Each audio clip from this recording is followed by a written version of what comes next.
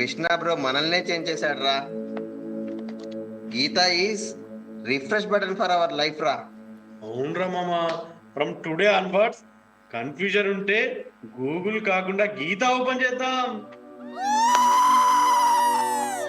ప్రియమైన ప్రేక్షకుల్లారా, జెంజీస్ గతానికి వెళ్ళింది చరిత్రను మార్చడానికి కాదు, ధర్మాన్ని అర్థం చేసుకోవడానికి. అక్కడ యుద్ధము లేదు, విజయము లేదు, పరాజయము లేదు. ఉన్నది ఒకటే, ధర్మం ఎలా ఆలోచిస్తుంది. కృష్ణుడు సమాధానాలు ఇవ్వలేదు, గీత వైపు చూపించాడు. అప్పుడే తెలిసింది ధర్మ సందేహాలకు పరిష్కారం కాలంలో కాదు, గీతలో ఉంది అని.